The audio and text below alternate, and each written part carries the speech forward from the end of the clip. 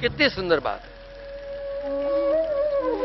मात्र आस्करण जी ने कुमनदास जी के सन्मुख जैसे ही कृष्ण नाम ध्वनि बुलाए और उनके नेत्र सजल बन गए।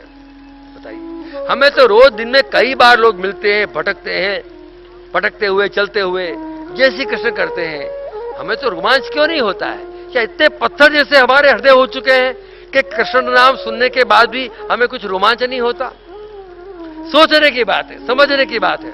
अभी कोई अपने बेटे का नाम ले, बहू का नाम ले, पुत्र का नाम ले, पति का नाम ले, मित्रों का नाम ले, अच्छा उसका फोन आया है, उसका मोबाइल, क्या है करते।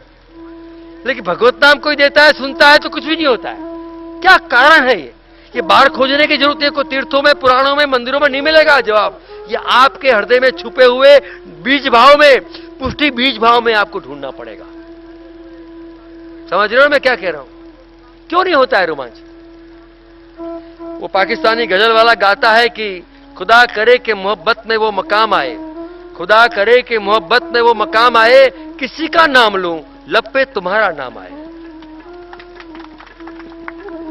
बताओ, किसी का नाम लेने गए उसका नाम होता है। कभी कभी अपने बच्चों से बहुत प्रेम होता है तो बुलाते किसी को, नाम किसी का निकलता है। होता है ऐसा, होता है ऐसा। ये प्रेम का, आवृत्ति का स्वभाव है।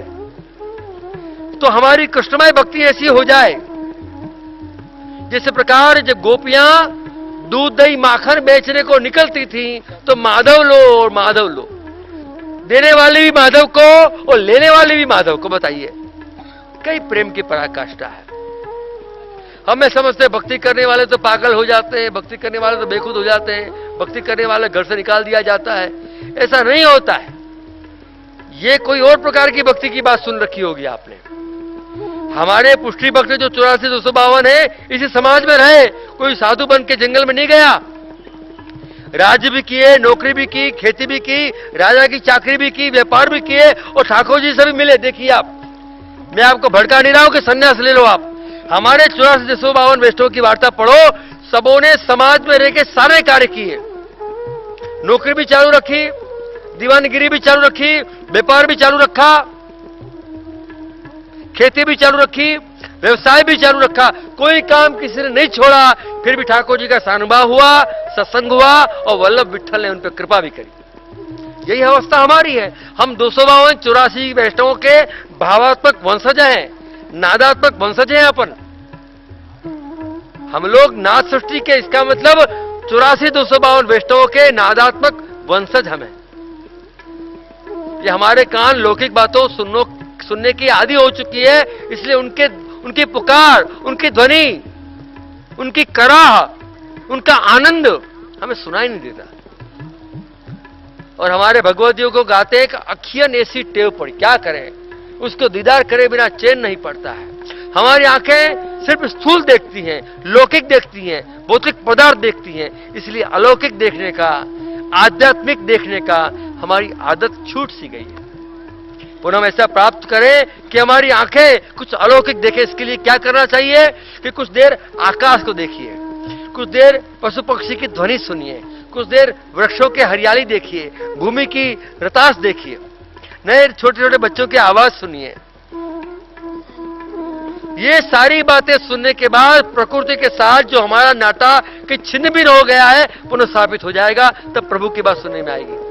अब तो चलते हैं, दौड़ते हैं, कांटा लगता है तब लगता है कि भी हम कहीं चल रहे हैं। ना कौन देखता है प्रकृति को, कौन देखता है वादियों को, कौन देखता है हरियाली को, वृक्ष की हरियाली को, वृक्ष की लता पता को जो झुक झुक के आपके कान में कुछ कहना चाहती है। दौड़े जा रहे हैं, भगे जा रहे हैं, छाले न पड़ जाए, चप्पल न टूट जाए। तो देखिए आप, होता है कि नहीं ऐसा? इस सारे हमें सदाएं दे रही हैं, आवाज दे रही हैं। अरे एक दृष्टि हम पे तो करो भगवती ने जब कुम्मन दासी का जय श्री कृष्ण किया तो जय श्री कृष्ण सुनते ही कुम्मन दासी के नेत्र सजल हो गए। देखिए आप बताइए, अपना परदेश गया हुआ बेटा याद आता है तो सजल नेत्र हो जाते हैं। ब्याही बेटी ससुराल चली गई हो, सजल नेत्र हो जाते हैं। तो स्वजन देह छोड़ गया हो, सजल नेत्र हो जाते हैं। लेकिन प्रभु के लिए क्यों नहीं होते हैं? क्या इतनी कठोरता हमारे में आ गई है? थोड़ी थोड़ी प्रयास करने की आवश्यकता है। थोड़ा प्रकृति से संवाद बढ़ाइए। हम लोग प्राकृतिक हैं, हम लोग सिंथेटिक बनाए हुए मशीन नहीं है, हम लोग रोबोट नहीं है। हम लोग वल्लभी हैं, वैष्णव हैं, प्रकृति से संवाद करने की सारी बातें हमारे मौजूद हैं। तो यहां आगे कह रहे हैं, एमा तो प्रेम सबर बनेला कुमन दासा नेत्र सजल बनी गया। कुमन दास जी के नेत्र जैसी कृष्ण सुनने के साथ ही सजल हो गए। तेवी ज रीते कृष्ण एव गतिर्मम बोलता बुला मिश्र कृष्ण शब्द मात्र थी ज रोमांचित थई जाए छे। कृष्ण एवं गतिर्मम नाम सुनने में जब कृष्ण का संबंध आता है तो कृष्ण नाम सुनने के साथ ही बुला मिश्र जी रोमांचित हो उठते हैं, रोमांचित होते हैं। ये रोमांचित होना कोई नाटकबाजी नहीं होती है, वो देह के ऐसे दिव्य धर्म है जहां नेत्र, कान, आंख, नाक और इंद्रियां उसकी तरफ दौड़ने लगती हैं जब प्रिय की तरफ, तब रोमांच होता है। गतिर्मम कहता ए श्री कृष्ण लीला मां विभोर थई जाए छे। जहां गतिर्मम कहा तो कृष्ण लीला में उनकी गति हो जाती है। आ श्लोक थी बुला मिश्रणो धर्म पुरुषार्थ था। देखिए 4 पुरुषार्थों में प्रथम पुरुषार्थ है धर्म। तो गतिर्मम कहने के साथ, कृष्ण एवं गतिर्मम कहने के साथ उनका प्रथम पुरुषार्थ धर्म सिद्ध हो जाता है, दास धर्म सिद्ध हो जाता है। पुष्टि मार्गेर हरेर दास्यम, मैं प्रभु का दास हूं। नहीं तो क्या होता है, निकस जाए ठकुराई। सांगरी खोर में देखा ना हमने, गोपियों ने कह दिया भगवान से तुम नंदराज को